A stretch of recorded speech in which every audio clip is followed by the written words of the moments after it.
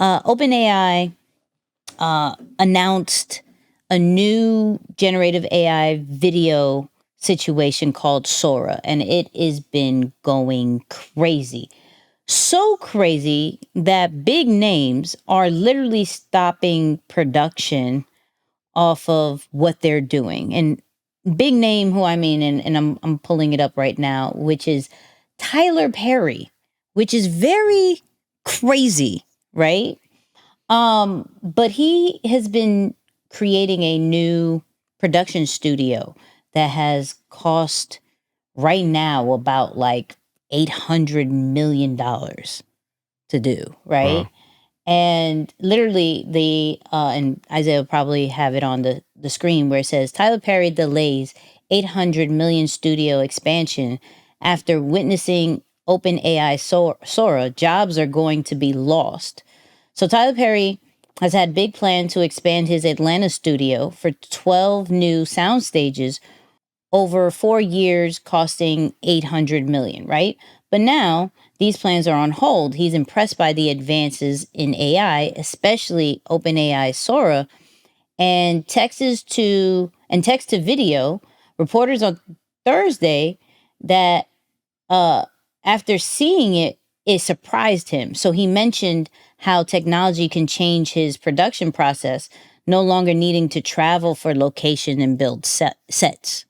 So I'm now thinking about like, okay, we got to have this serious conversation of if someone like Tyler Perry is now taking AI very seriously and can see the potential of, I don't necessarily have to build sets or do this or do that. Not necessarily talking about the actors just yet, because some people were talking about that before, but literally the location. I don't have to build a set no more. I can have AI do that and it'll probably look amazing, because if you've seen these videos, the detail on these videos is insane. Just to be able to say, have a female walking in the streets of Tokyo at night, and it shows exactly that, compared to maybe before where it was cool, it was cute,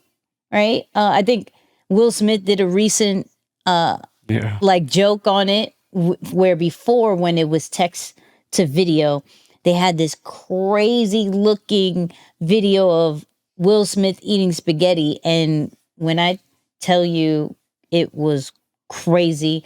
So then now they're saying AI now, and you see Will Smith eating spaghetti looking crazy, but a little bit more intact. And I think it was just it was him playing jokes on AI and fast forwarding it.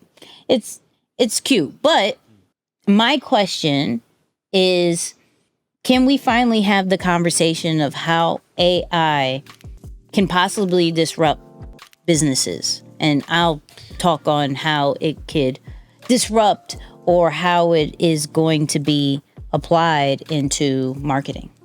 Yeah, I think it's still early, honestly. And maybe I'm a little biased. I'm fresh off of an interview with Chris Do and Sean from Think Media, where he was asked that exact question. And, Chris Do. AI, good, bad, and ugly. What do you think? I'm a futurist, so I'm going to say good, because it's hard to stop the flow of the ocean.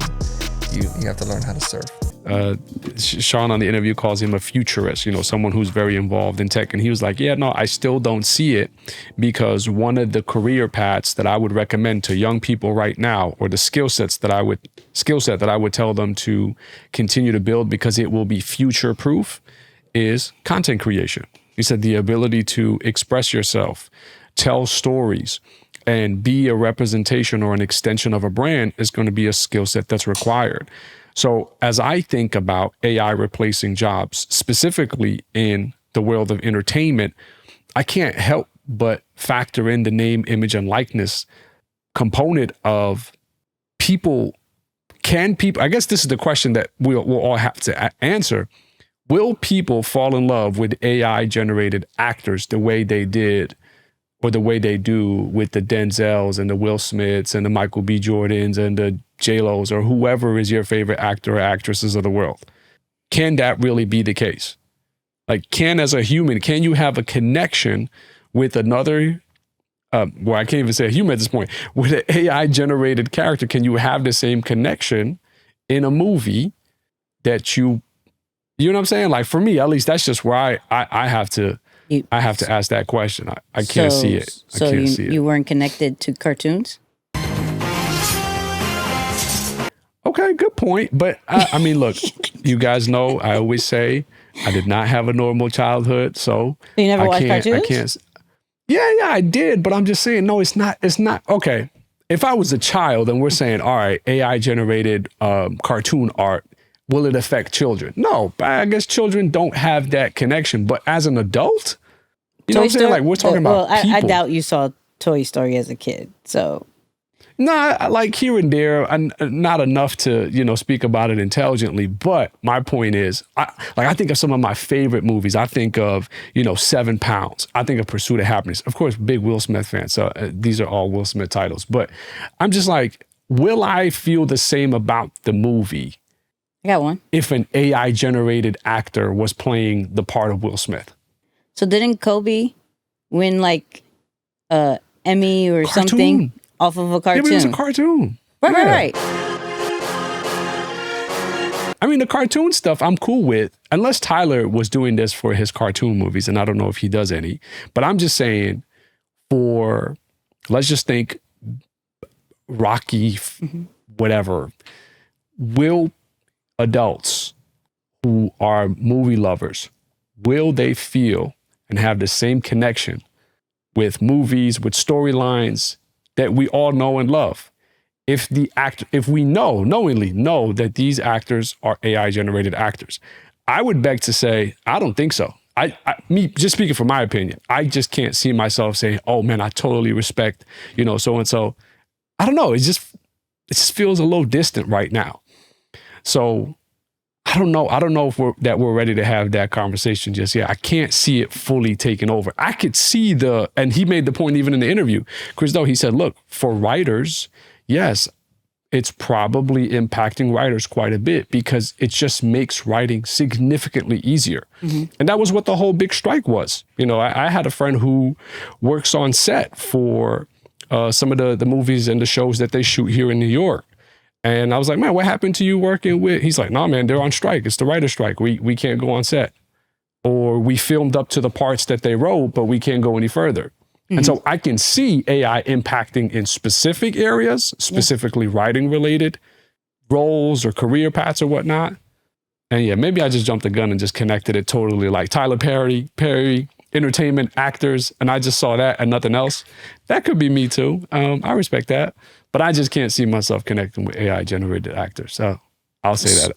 So here's a question. Mm-hmm. So do you watch sci-fi movies? No, I do not. Okay. Like Star Wars? Yeah, because I'm like, they had like 1 or 2 humans and the rest was like characters. Yeah, like what's that movie that I kind of thought was a little bit weird? What is it? It's also another Will Smith movie. He's the only man in the movie. He's like the only person, the only human. I forget what it is. It slips my mind right now. But that was a bit strange. I'm not going to lie. The zombie movies? Correct.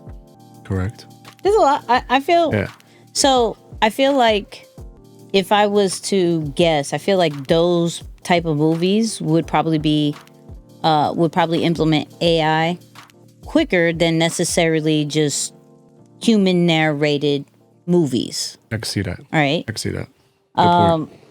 But I do believe that, let's say, from a marketing content kind of vibe, I do believe that that's way in the future for the human narrated type content. However, when we're looking, they're already starting to make, before even this, movie trailers that were just AI generated. I believe, I forgot, there was a recent one that someone was under fire for making an AI trailer.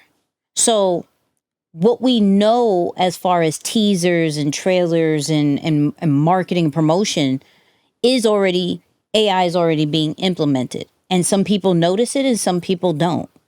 And so the battle with it is more of like, why would you pay AI or use AI when you can use human beings? You're kind of, you know, making people lose jobs from it. And it's more of, once again, AI will not replace us. It will replace the people who don't know how to use AI. So you look at, like, I'm working with Opus Clip. Shout out to Opus Clip. And for those people who don't know, this is a AI tool that will take long form videos like this podcast, like your videos on YouTube, your presentations, Zooms, all that, and it will shorten it into short form content, whether it is vertical, whether it's square, whether it's horizontal, but it like from 30 seconds to all the way now, I believe, up to 10 minutes. Put on captions, everything. What they're also implementing is AI B-roll. So based off certain parts, it can recognize that there's a part of the video that needs B-roll. And instead of going to stock footage and trying to figure out, okay, does this stock footage work for it? This stock footage, because they've tried that and it doesn't necessarily work well. Now they're starting to do AI and put it into there, and you can fix the prompt. So if it doesn't get it right correctly, or is not in the vision that you see it after seeing the B-roll, then you're able to write in a prompt and it changes the video completely. Nice. As far as that B-roll. I do see it being integrated into content and into, promotional standpoint in that kind of way. I did a video myself where I lost my voice and I did my whole voiceover with AI. And so if we learn how to integrate it, it just makes our content, our marketing stand out way more. This is now going based off facts. This is now based off other sources that has been out there that has been proven to work. And if you're looking for a dog on a mountain, they're now going through their database of all the dogs on a mountain, or a fire mountain, fire dog, putting it together, instead of spending so much time and so much money figuring out how to portray that. So from a marketing and, content standpoint, AI is here, is something that we have to pay attention to, and is happening more and more each day, that to sit here and say, it's not there just yet. Do we prepare for when it is there?